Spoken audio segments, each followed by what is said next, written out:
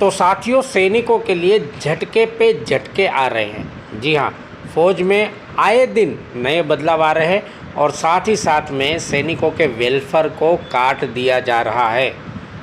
एक ऐसी खबर सामने आई है जो किसी भी सैनिक के आने वाले भविष्य के ऊपर असर करती है, उनके जॉब के ऊपर असर करती है और आने वाली ज़िंदगी के ऊपर असर करती है। अक्सर होता क्या है कि जब भी कोई सैनिक रिटायरमेंट के टाइम पे होता है, पिछले 6 महीने, 1 साल, 2 साल पहले वो अपनी स्टेट गवर्नमेंट की या फिर सेंट्रल गवर्नमेंट की अगली सर्विस के लिए अप्लाई कर देता है एक सर्विसमैन कोटे को लेकर। लेकिन आज जिस केस के बारे में, जिस न्यूज़ के बारे में आपको बताने जा रहा हूँ, उसको देखने के बाद आपको 10 बार सोचना पड़ेगा कि क्या रिटायरमेंट होने से पहले मैं किसी सर्विस को आवेदन कर सकता हूँ या नहीं। कहीं ऐसा तो नहीं हो रहा है कि मैं आर्मी की सर्विस से भी, सेना की सर्विस से भी हाथ धो बैठूँ और अगली आने वाली सर्विस से भी हाथ धो बैठूँ। पूरा मामला समझते हैं, वीडियो को पूरा देखिएगा और लाइक भी कर दीजिएगा। साथ में चैनल में नए हैं तो सब्सक्राइब करके बेल आइकन प्रेस कीजिएगा और ऑल नोटिफिकेशन को क्लिक कीजिएगा। देखिए, न्यूज़ का हेडिंग यह है कि सेवारत कर्मियों को भविष्य की तारीख से पूर्व सैनिक नहीं माना जा सकता। सुप्रीम कोर्ट ने सरकारी नौकरी के लिए पूर्व सैनिकों की याचिका खारिज की।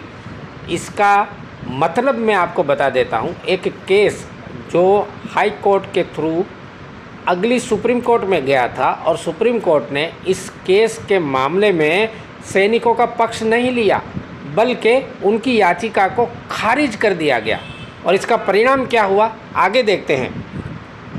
यहाँ पर देखिए, सुप्रीम कोर्ट में हाल ही में यह कहते हुए कि सशस्त्र बल के सेवारत कर्मियों को भावी तिथि से पूर्व सैनिक नहीं माना जा सकता है। उत्तर प्रदेश राज्य सेवा में ग्राम विकास अधिकारियों के रूप में नियुक्तियों के लिए 3 अपीलकर्ताओं के दावे को खारिज कर दिया गया। मतलब पूरा केस ये है कि यूपी के 3 ऐसे सैनिक थे जिन्होंने सुप्रीम कोर्ट में अपनी आखिरी अपील दायर की थी। उनके साथ हुआ क्या था कि जब वो सर्विस में थे, रिटायरमेंट जोन में, तब उनकी यूपी गवर्नमेंट के द्वारा ग्राम सेवकों के रूप में, ग्राम विकास अधिकारी के रूप में एक वैकेंसी निकली थी। सर्विस में रहते हुए उन्होंने उस वैकेंसी में आवेदन किया और रिटायरमेंट होने के बाद उनकी ज्वाइनिंग डेट आई, लेकिन फिर भी यूपी गवर्नमेंट ने उनको सर्विस पे लेने से मना कर दिया। जी हाँ, सर्विस पे लेने से मना कर दिया और ये कारण बताया कि आपने जब आवेदन किया था तब आप एक सर्विस में नहीं थे, तभी आप ऑन सर्विस थे।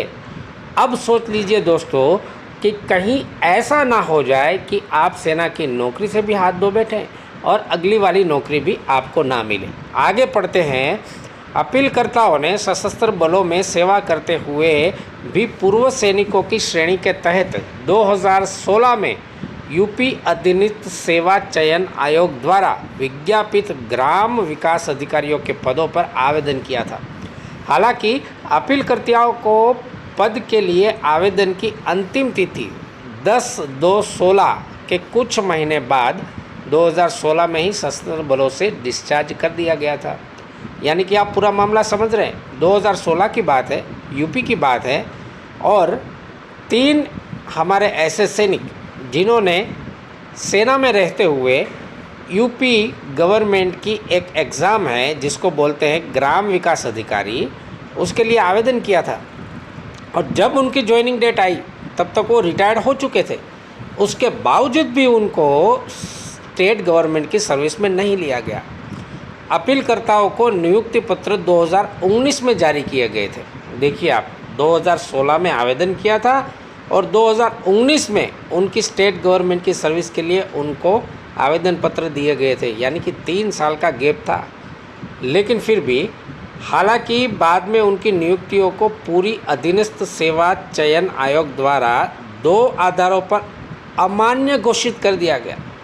3 साल का गैप था, फिर भी उनको सर्विस में नहीं लिया गया और उनको अमान्य घोषित कर दिया गया। 2 कारण दिखाए गए। क्या क्या कारण दिखाए गए? पहला ये कि वे आवेदन के समय पूर्व सैनिक नहीं थे।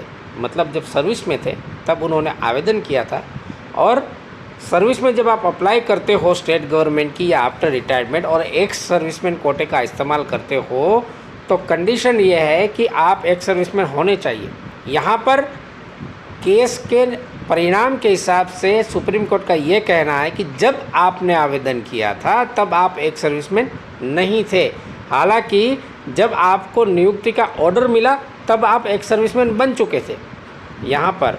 और दूसरी कंडीशन ये बताई गई कि उनके पास अपेक्षित योग्यता नहीं थी। इलाहाबाद कोर्ट द्वारा आयोग के फैसले में हस्तक्षेप करने से इनकार करने के बाद अपीलकर्ताओं ने सुप्रीम कोर्ट का दरवाज़ा खटखटाया। अब जब इन 3 सैनिकों के साथ में ऐसा हादसा हुआ तो उन्होंने सबसे पहले इलाहाबाद हाई कोर्ट में अपील की, लेकिन इलाहाबाद कोर्ट ने सैनिकों का पक्ष ना लेते हुए यूपी गवर्नमेंट सर्विस एग्ज़ाम आयोग का पक्ष लिया। उसके बाद में मजबूरन उन्होंने सुप्रीम कोर्ट में भी दावा किया, लेकिन फाइनली सुप्रीम कोर्ट ने भी उनका साथ नहीं दिया।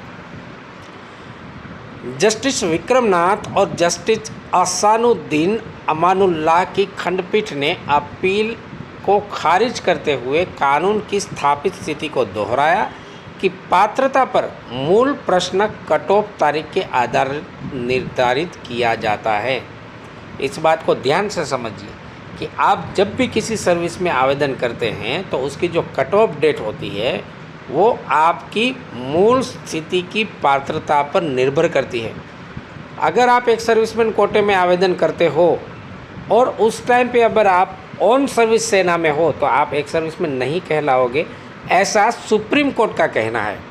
न्यायालय ने निष्कर्ष निकाला कि विज्ञापन के समय कोई भी अपीलकर्ता पूर्व सैनिक नहीं था और वे उस समय भी सेवा में थे। दरअसल न्यायालय ने विज्ञापन के प्रासंगिक नियमों और स्पष्टीकरणों की भी जांच की और राय दी कि इससे यह संकेत नहीं मिलता है कि प्रासंगिक तिथि पर वास्तविक सेवा में होने के बावजूद अपीलकर्ताओं को भावी तिथि से पूर्व सैनिक माना जा सकता है। इसका पूरा अर्थ ये है, सुप्रीम कोर्ट ये कह रही है कि ऐसी कोई भी कंडीशन नहीं है कि आप जब सेवा में दूसरी सर्विस के लिए अपील कर रहे हो या दूसरी सर्विस के लिए अप्लाई कर रहे हो तब आप ऑन सर्विस हो और एक सर्विसमैन कोटे के ऊपर आप अप्लाई कर रहे हो तो आपकी जो एप्लीकेशन है वो अमान्य कर दी जाएगी। ये नियम रखा गया है। पीठ ने कहा, इस तरह कम से कम मौजूदा मामले में सेवारत कर्मियों को पूर्व सैनिक समझे जाने की कोई अवधारणा नहीं है।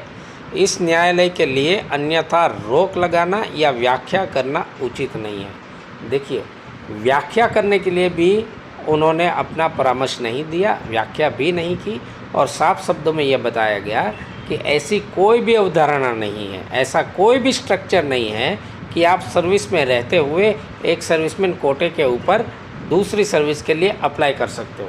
तो दोस्तों, हमारे पास कई सारी ऐसी इंक्वायरी आती है जिसमें यह पूछा जाता है कि सर मैं अभी ऑन सर्विस हूँ, मेरी सर्विस 7 साल है, 8 साल है, 15 साल है या आखिरी पड़ाव में हूँ और अब मैं एनओसी लेकर दूसरी सर्विस के लिए अप्लाई कर सकता हूँ या नहीं। यहाँ पर पहली बात तो ये है कि सर्विस में रहते हुए एक सर्विसमैन कोटे पे अप्लाई नहीं किया जा सकता, ये सुप्रीम कोर्ट ने कहा है। और दूसरा प्रश्न ये उठता है कि अगर किसी सैनिक ने एनओसी ले लिया है तो क्या वो दूसरी सर्विस में अप्लाई कर सकता है? तो इसके लिए जवाब कमेंट में आप खुद बताइएगा और हम भी अगले वीडियो में आपको एक्सप्लेन करके बताएंगे कि अगर आपने एनओसी ले लिया है तो आप दूसरी सर्विस में अप्लाई कर सकते हैं या नहीं। दोस्तों, इस वीडियो में 2 चीज़ें सीखने लायक है कि अगर आप रिटायरमेंट का प्लान कर रहे हो तो आपको सावधान होने की ज़रूरत है। सर्विस में रहते हुए दूसरी सर्विस के लिए आप एक सर्विसमैन कोटे पर अप्लाई नहीं कर सकते, ये कोर्ट का लेटेस्ट फैसला है। इसलिए जहाँ भी आप अप्लाई करते हो, जहाँ भी अपना प्लानिंग करते हो, उसको सोच समझ के प्लानिंग करना है। और सबसे अच्छी बात यह है कि आप अपना इन्वेस्टमेंट बेहतर रखिए। अगर इन्वेस्टमेंट बेहतर होगा, आप आर्थिक मजबूत होंगे तो रिटायरमेंट के बाद भी आप 6 महीने 1 साल तक अपने आप को सर्वाइव कर पाएंगे और आसानी से अपना दूसरा करियर, सेकंड करियर बना पाएंगे। तो यहाँ पर सोचने वाली बात है और बहुत ही इम्पोर्टेंट वीडियो है। आप सभी से हमारी विनती है कि अपने सभी भाइयों के साथ शेयर कीजिएगा, वीडियो को लाइक कीजिएगा और चैनल में नए हैं तो सब्सक्राइब कीजिए, बेल आइकन दबाइए और ऑल नोटिफिकेशन को ज़रूर प्रेस कीजिए ताकि आपके पास सारे नोटिफिकेशन पहुंच सके।